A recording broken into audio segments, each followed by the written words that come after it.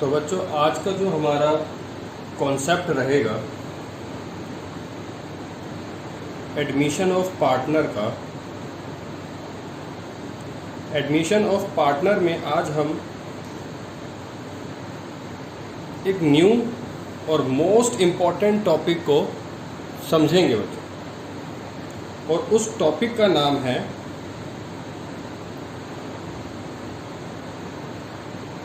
Revaluation of assets and reassessment of liabilities. बच्चों assets में जो भी कोई वैल्यू में बदलाव आता है उसको रिवैल्यूएशन वर्ड यूज़ करते हैं, और लायबिलिटी के अंदर अगर किसी तरीके का कोई भी बदलाव आता है उसको रीअसेसमेंट वर्ड यूज़ करते हैं। ठीक है बच्चों, तो आज का जो ये टॉपिक है एडमिशन ऑफ पार्टनर का, अभी तक बच्चों हमने मतलब जो हमारी लास्ट क्लास थी उसके अंदर हमने गुडविल के बारे में पढ़ा था। हमने गुडविल को समझा था, गुडविल को कैसे कैलकुलेट करते हैं, और अगर गुडविल नहीं दे रखी होती है, नहीं होती है या हिडन होती है तो उसको हम किस किस तरीके से कैलकुलेट करते हैं, हमने लास्ट क्लास के अंदर सारा पढ़ा था। तो आज का जो टॉपिक है बच्चों, अब ये समझ लो कि इस टॉपिक से अब आगे जो आप बढ़ते रहोगे आपका 8 मार्क्स का क्वेश्चन प्रिपेयर होने वाला है। मतलब आज की क्लास के बाद से एडमिशन ऑफ अ पार्टनर के जितनी भी हम क्लासेस लेंगे उसके अंदर ये लगा लो कि आपके 8 मार्क्स कवर होने वाले हैं। इसीलिए ये आपका टॉपिक बहुत इम्पोर्टेंट बन जाता है। तो सबसे पहले आज हम किस किस टॉपिक के बारे में बात करेंगे वो हम लिख लेते हैं। सबसे पहले हम जर्नल एंट्रीज के बारे में समझेंगे, revaluation of assets and reassessment of liabilities के पॉइंट ऑफ व्यू से जो भी जर्नल एंट्री होती है, किस तरीके से जर्नल एंट्रीज करी जाती है। तो आज का जो आज हम क्लास में कवर करेंगे वो जर्नल एंट्रीज करेंगे।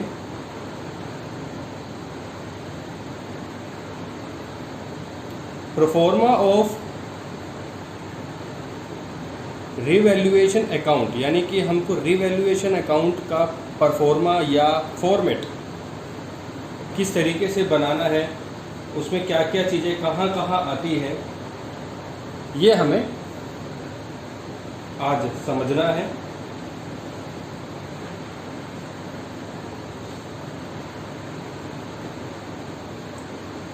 और कुछ जर्नल एंट्रीज के कुछ क्वेश्चंस भी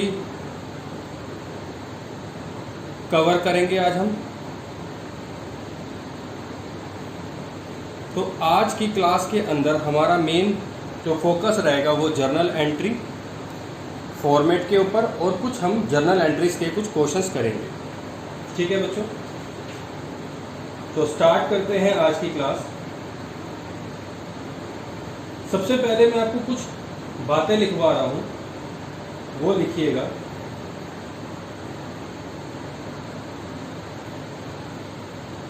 द चेंज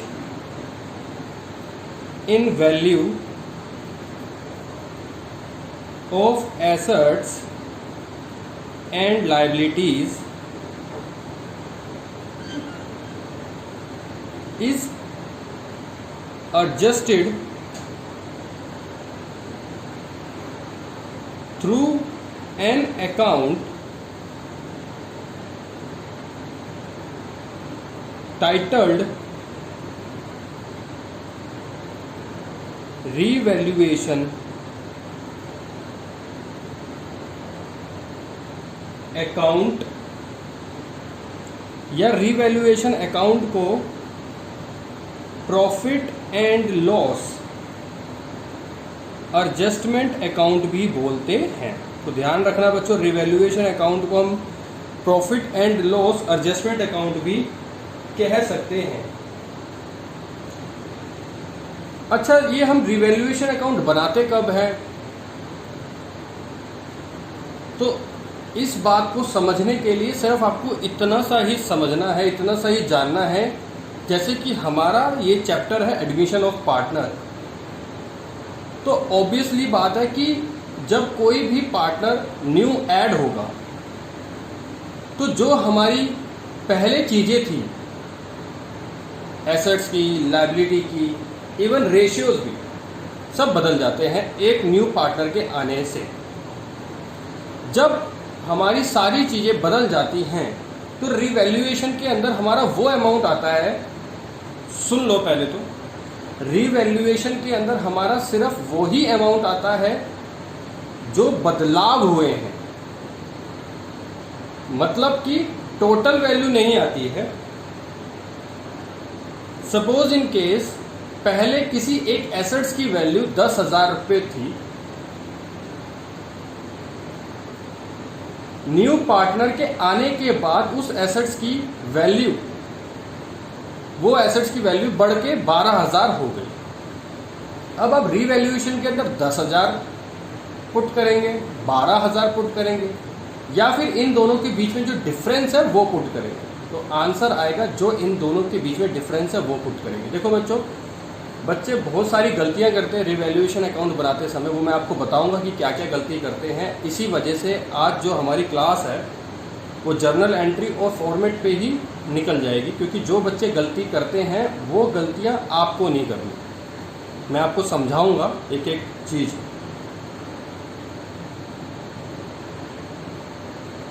तो चलो, रिवैल्यूएशन अकाउंट कब बनाते हैं? जब कोई भी पार्टनर एडमिट हो रहा हो। ठीक है, अब हम आगे बढ़ते हैं।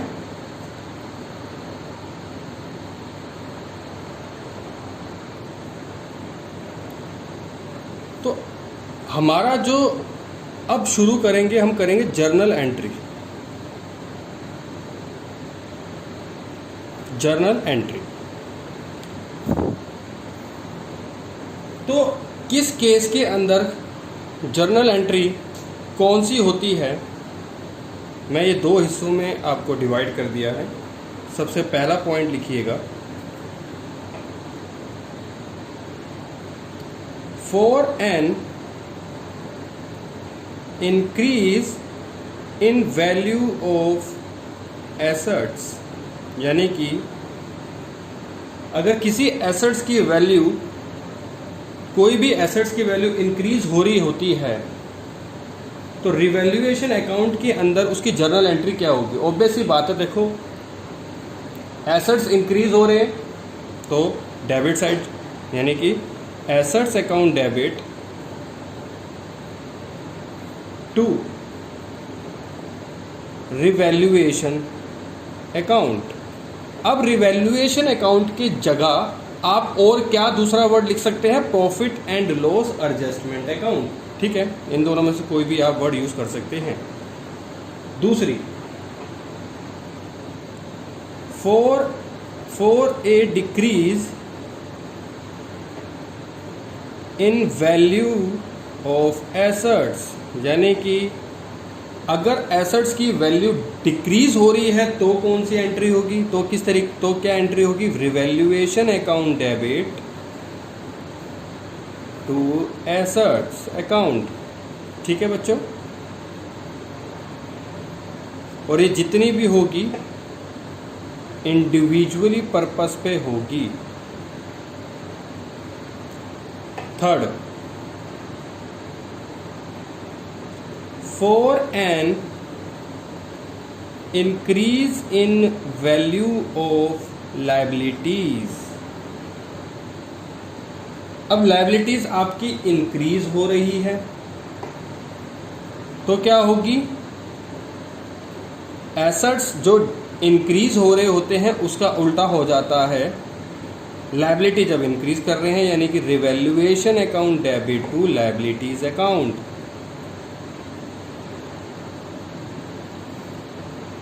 Fourth, for a decrease in value of liabilities,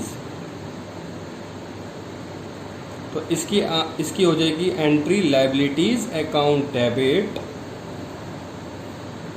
to revaluation account. ठीक है जी। फिफ्थ लिखिए,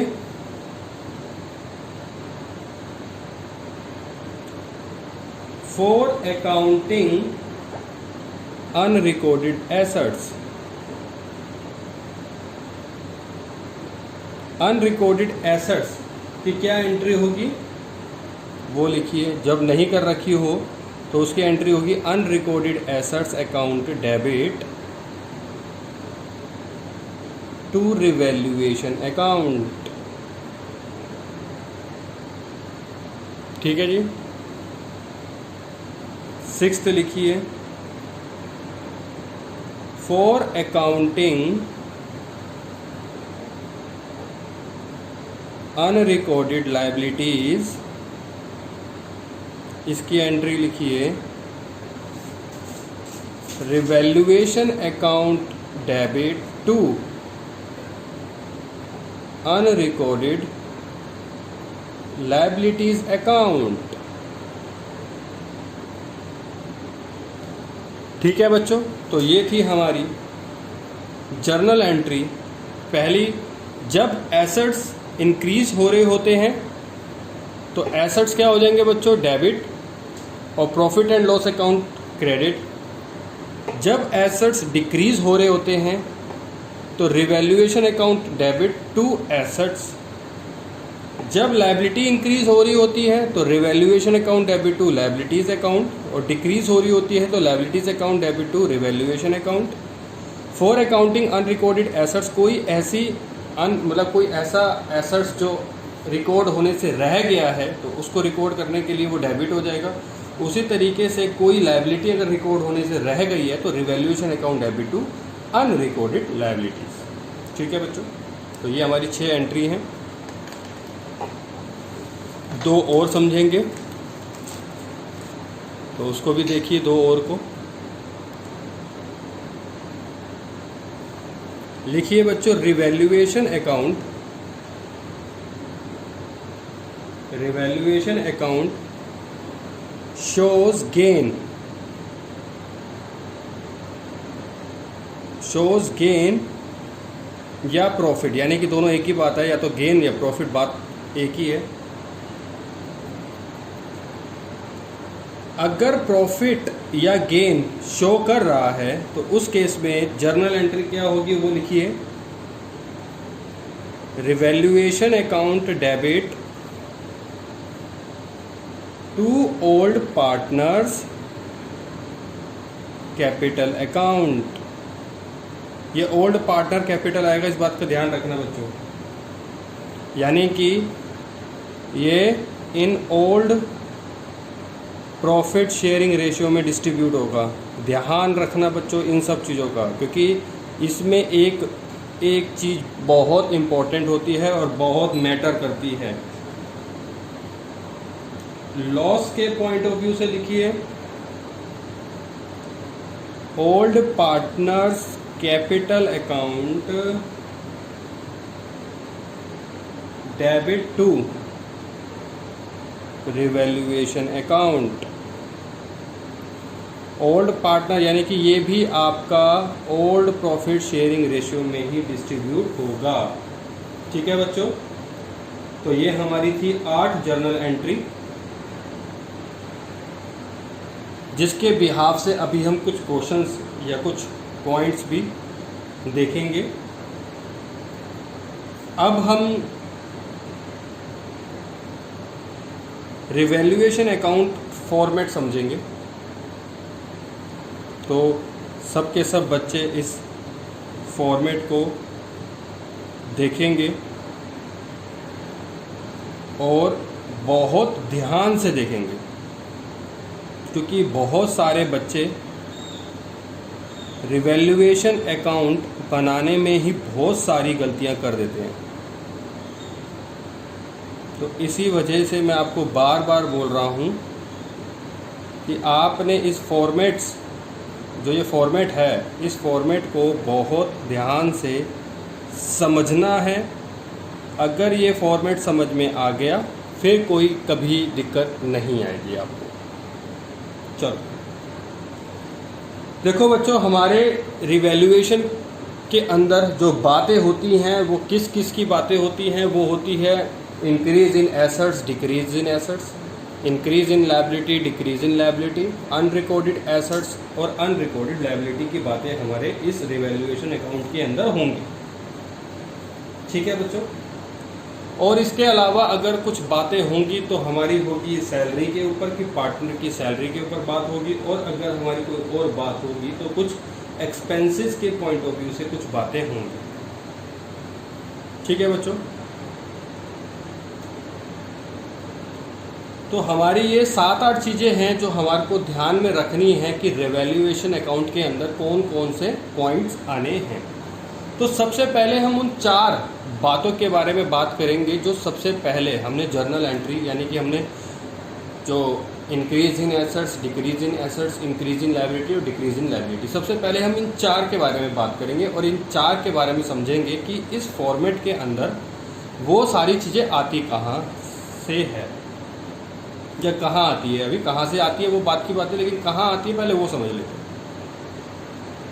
देखो, हमने जर्नल एंट्री में सबसे पहला पॉइंट लिखा था for an increase in value of assets, यानी कि किसी एसेट्स की अगर वैल्यू में इंक्रीमेंट हो रहा हो, बढ़ोतरी हो रही हो, तो उसकी एक जर्नल एंट्री होती है assets account debit to revaluation account. अगर मैं आपसे 11th क्लास के पॉइंट ऑफ व्यू से बात करूं, हमने एक लेज़र चैप्टर पढ़ा था और मैंने आपको लेज़र चैप्टर में जब समझा रहा था तो मैंने आपको ये बताया था कि जिस किसी का भी आप लेज़र बनाते हैं तो कभी उसका नाम नहीं आता, उस लेज़र के अंदर उसका नाम नहीं आता।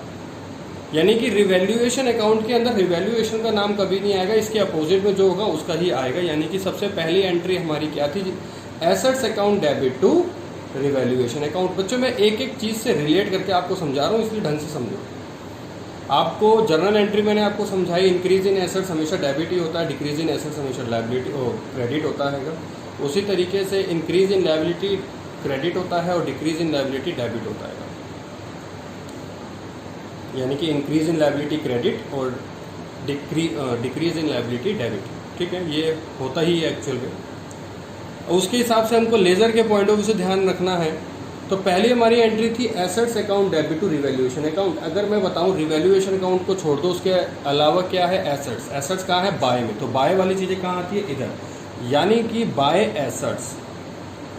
ठीक है, यानी कि पहला तो यहाँ आ गया, विच मीन्स ये क्या, कौन सा एसेट्स हुआ, ये हुआ इंक्रीज इन एसेट्स। यानी कि एसेट्स में किसी भी तरीके की कोई भी बढ़ोतरी होगी तो बच्चों वो क्रेडिट साइड आएगी।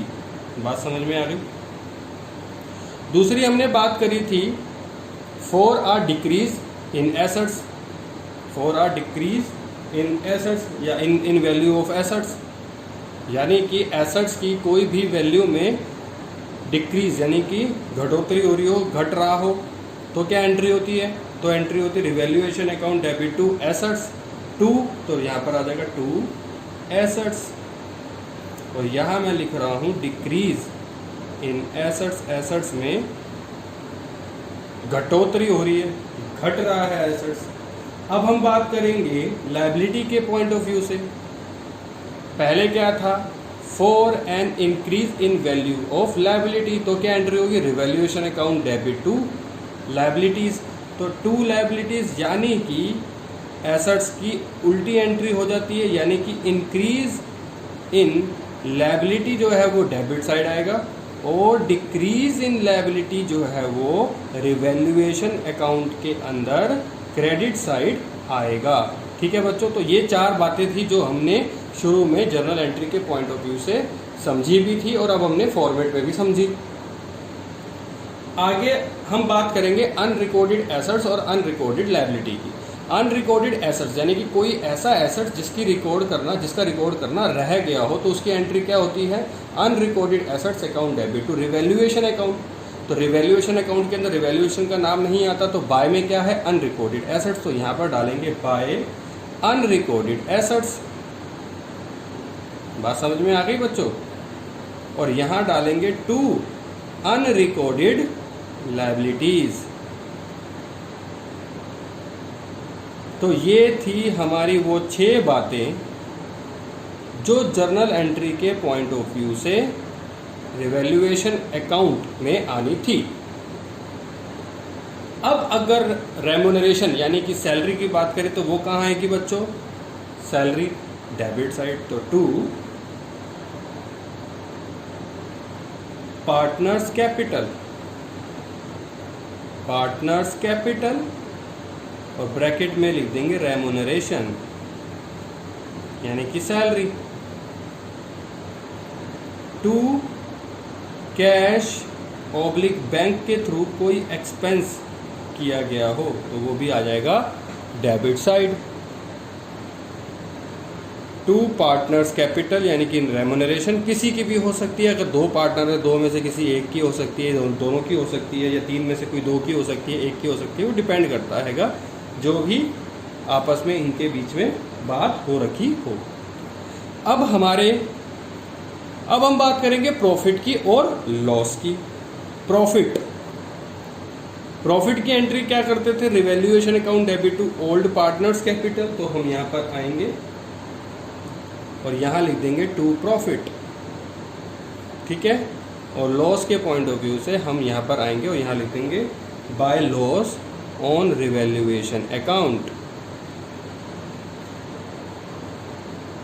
ठीक है बच्चों। और सबसे इंपॉर्टेंट चीज यहाँ पर भी ये लिखेंगे टू प्रॉफिट ऑन रिवैल्यूएशन। और सबसे इंपॉर्टेंट चीज जो मैं अब आपको लिखवाने जा रहा हूँ वो देखिएगा, जो हमारा रिवैल्यूएशन अकाउंट में प्रॉफिट निकलता है, अगर रिवैल्यूएशन अकाउंट में हमारा प्रॉफिट निकलता है तो बच्चों ये प्रॉफिट ट्रांसफ़र होता है। ध्यान से सुन लो बच्चों, ये प्रॉफिट ट्रांसफर्ड होता है टू पार्टनर्स कैपिटल अकाउंट, ठीक है, टू पार्टनर्स कैपिटल अकाउंट, और क्रॉस की फॉर्म में होगा। और इन केस रिवैल्यूएशन अकाउंट में अगर लॉस निकलता है तो भी ट्रांसफ़र होगा टू पार्टनर्स अकाउंट में क्रॉस की फॉर्म में।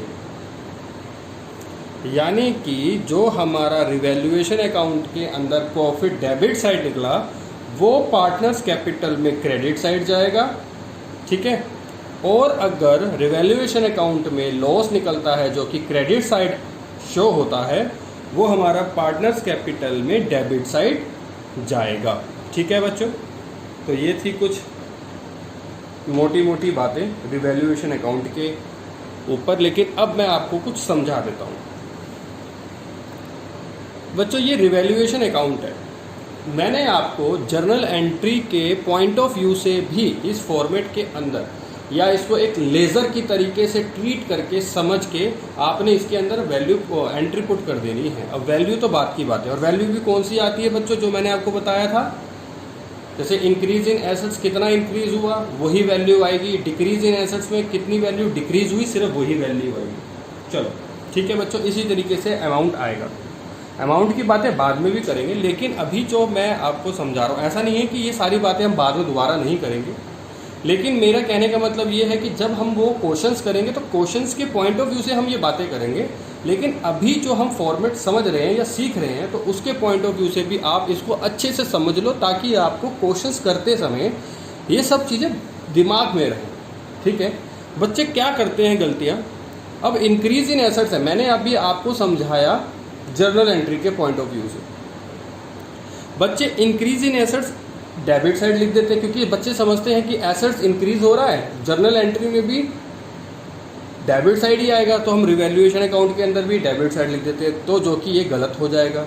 मतलब इंक्रीज और डिक्रीज की वैल्यू को उल्टा पुल्टा कर देते हैं, जिससे कि आपकी रिवैल्यूएशन अकाउंट गलत हो जाता है। बच्चों मैं आपको क्लियर बताऊं, जो रिवैल्यूएशन अकाउंट होता है वो 2 मार्क्स का होता है, मतलब कि 8 मार्क्स में से ही 2 मार्क्स तो ये दे देगा आपको, और ये बहुत ही ज़्यादा इजी होता है। क्योंकि जब आप क्वेश्चंस करेंगे तो आपको इसके अंदर ज़्यादा से ज़्यादा 7-8 एंट्रियाँ आएंगी, ज़्यादा कुछ भी नहीं आएगा। Increase in asset, decrease in assets, record assets, unrecord liabilities, expenses, remuneration, ये 7-8 चीज़ें ही तो हैं बस जो आपको अपने माइंड में रखनी है। ठीक है, और बहुत आसान होता है। ठीक है, तो इसलिए आपको मैं बता रहा हूँ कि आपके ये रिवैल्यूएशन अकाउंट जो है वो 2 मार्क्स तो पक्के कर देगा फॉर्मेट, और कुछ एंट्रियाँ जो आपके डाल के प्रॉफिट एंड लॉस आपको निकालना, यानी कि ये जो फॉर्मेट है ये बहुत इजी है अपने आप में। तो बच्चे जो गलतियाँ करते हैं वो मैं आपसे डिस्कस कर रहा हूँ, इसलिए आप वो गलती मत करिएगा। ठीक है, तो इसलिए आपको ये चीज़ माइंड में रखनी है कि इंक्रीज इन एसेट्स है तो जर्नल एंट्री करते समय तो डेबिट हो जाएगा, लेकिन जब रिवैल्यूएशन के अंदर ट्रांसफ़र होगा तो जैसे मैंने आपको समझाया ही है कि आपने 11th क्लास के अंदर वो लेज़र समझा ही हुआ है, उसको कैसे पोस्टिंग करते थे हम लेज़र के अंदर, तो वही चीज़ हमको यहाँ पर भी फॉलो करनी है बच्चों। चलो अब हम कुछ आगे बढ़ते हैं। अब मैं आपको कुछ एग्जाम्पल्स दे रहा हूँ, तो उस एग्जाम्पल्स के पॉइंट ऑफ व्यू से मतलब कुछ एंट्रियाँ करते हैं, जर्नल एंट्री करते हैं। तो पहली जर्नल एंट्री लिखिएगा,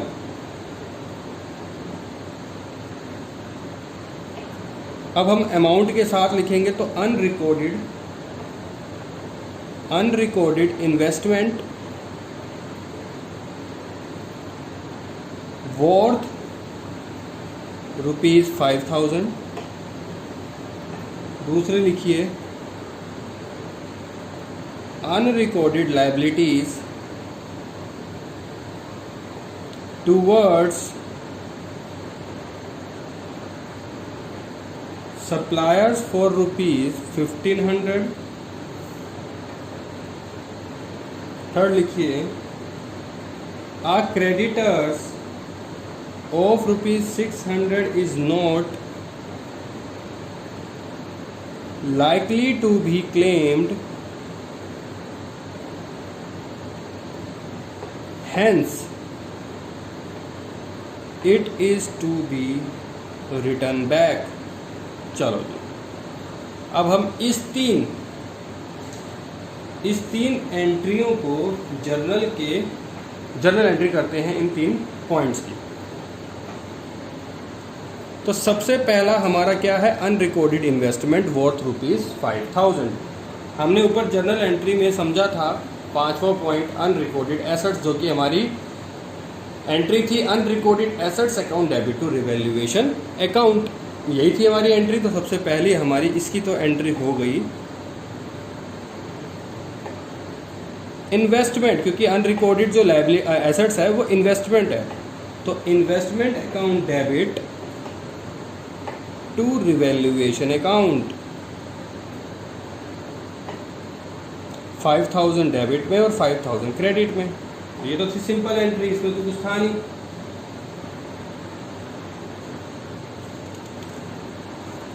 अब सेकंड,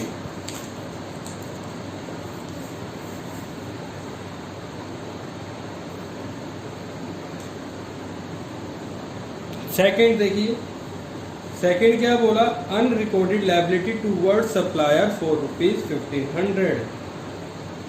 तो इसकी simple entry revaluation account debit to sundry creditors. ठीक है बच्चों, जो हमारा अनरिकॉर्डेड लायबिलिटीज टूवर्ड सप्लायर आ गया ना, तो इसलिए सन्ड्री क्रेडिटर्स वर्ड यूज किया है। ये हमने एंट्री नहीं करी थी तो इसकी कर दो, बस सिंपल। तीसरा क्या बोला, एक क्रेडिटर था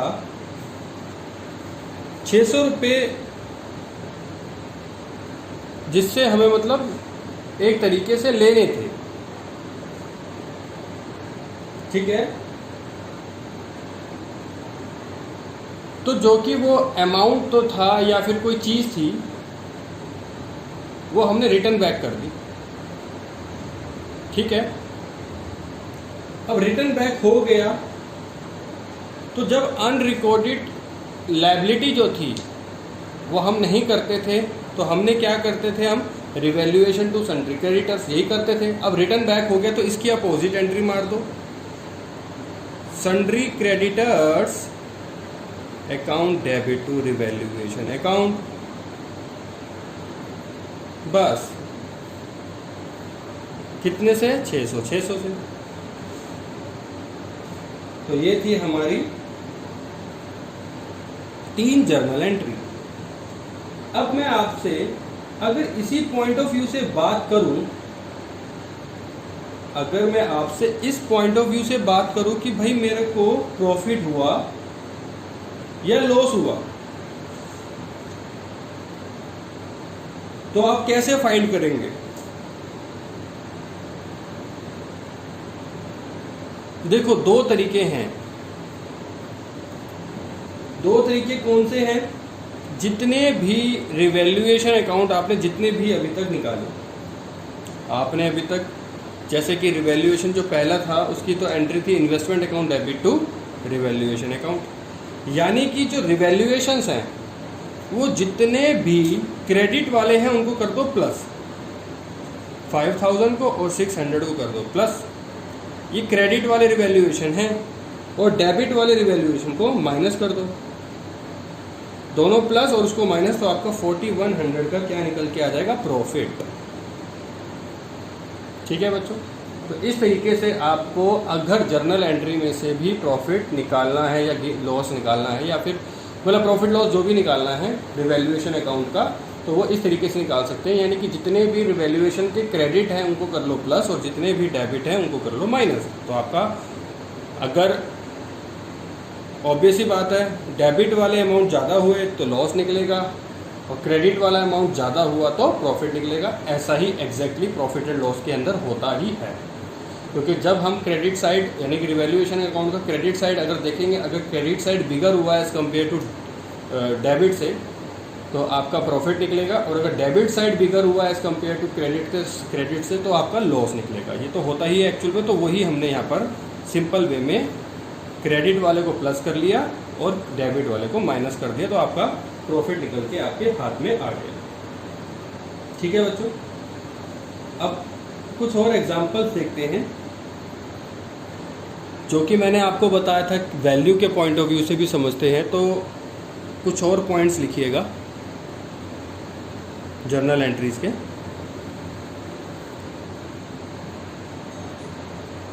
लिखो the value of furniture is to be increased by 10,000. book value of furniture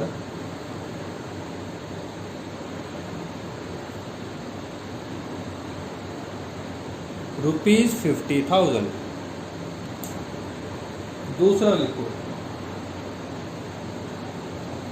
the value of furniture is to be increased to ₹40,000. book value of furniture ₹20,000.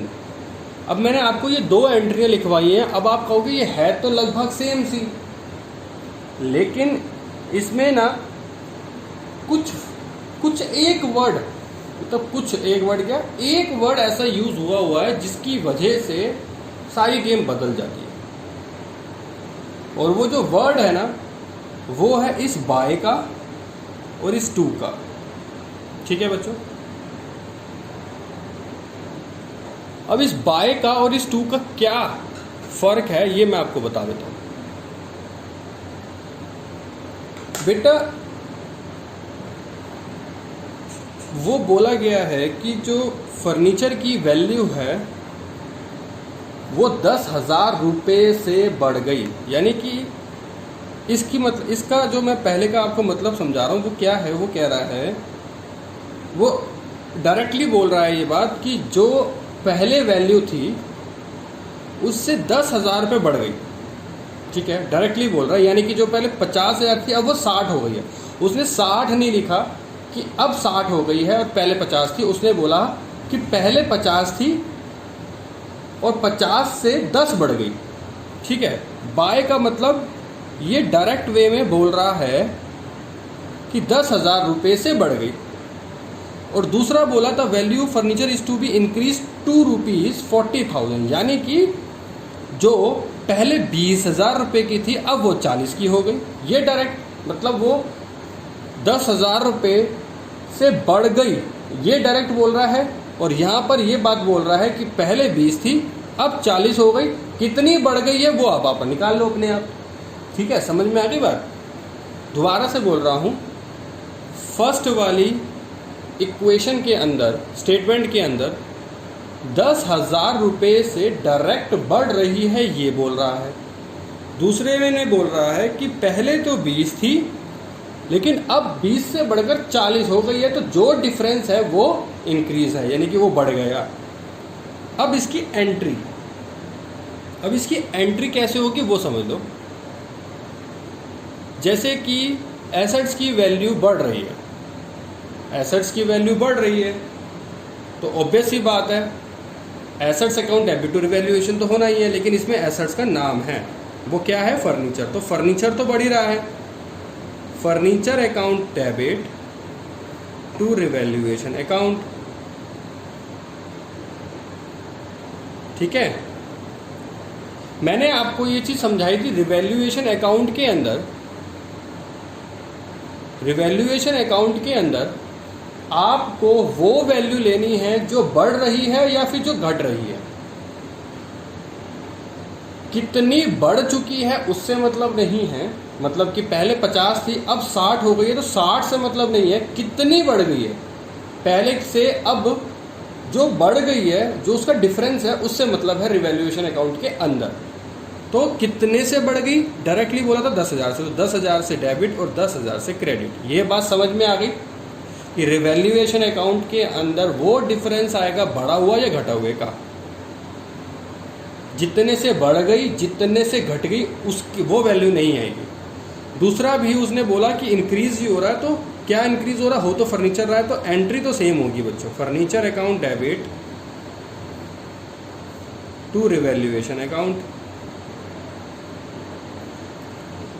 पहले वाले में तो डायरेक्टली बोला गया था कि 10,000 से बढ़ रही है, दूसरे वाले में डायरेक्टली नहीं बोला। दूसरे वाले में ये बोला कि पहले 20 थी अब 40 हो गई है, तो कितनी बढ़ गई है? 20,000 बढ़ गई, तो यहाँ पर आएगा वो 20,000 जो इंक्रीजिंग वैल्यू है। यहाँ पे मैं लिख भी रहा हूँ, यहाँ पर वो वैल्यू आएगी जो इंक्रीजिंग वैल्यू है, यानी कि बढ़ी हुई वैल्यू यहाँ पर आएगी। तो बच्चों इस बात का ध्यान रखना कि बाय का मतलब तो डायरेक्ट में यूज़ हो जाएगा कि इतने से ही बढ़ी, और वही हमारा डायरेक्ट वैल्यू भी आ जाएगी। और टू में हमारे को निकालना पड़ेगा, जैसे कि मैंने अभी आपको समझाया। ठीक है बच्चों, तो ये मैंने आपको समझाना था। अब एक और पॉइंट से मैं आपको समझा रहा हूँ। लिखो स्टॉक इज अंडर वैल्यू। देखो अब इस तरीके से भी लिखा हुआ आ सकता है, stock is under valued by 10%, और बुक वैल्यू भी लिखी हुई आएगी, book value is equal to 18,000। अब देखो बच्चों, ये भी मैं दोनों चीज़ें लिखवा रहा हूँ। दूसरा लिखो स्टॉक इज ओवर वैल्यूड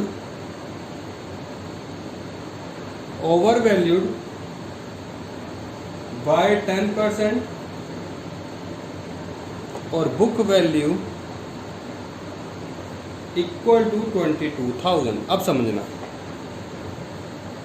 अब इस बात को अच्छे से समझना ये क्या कह रहा है। देखो बच्चों, मैंने आपको बोला था ये बाय का मतलब डायरेक्टली है, लेकिन उसमें तो अमाउंट दे दिया था। अब इसमें आप कहोगे अमाउंट तो दिया ही नहीं, ठीक है ना, उसमें तो अमाउंट दे दिया था, इसमें तो अमाउंट दिया नहीं। अब कैसे करेंगे? तो जब भी कभी इस तरीके की परसेंटेज में सिचुएशंस आ जाए और बाय का वर्ड यूज हो, ठीक है, तो अब उसमें करना कैसे है, इसको बहुत ध्यान से समझना। हालांकि मुश्किल नहीं है, क्योंकि आपको समझ में आ जाएगा, क्योंकि हमने इस तरीके की चीज़ें पहले कर रखी हैं। तो इसको आप समझना, जो मैं आपको बार बार फोकस कर रहा हूँ, इस बाय में हमें वो कौन सी वैल्यू है, यानी कि वो वैल्यू निकालनी है जो इसका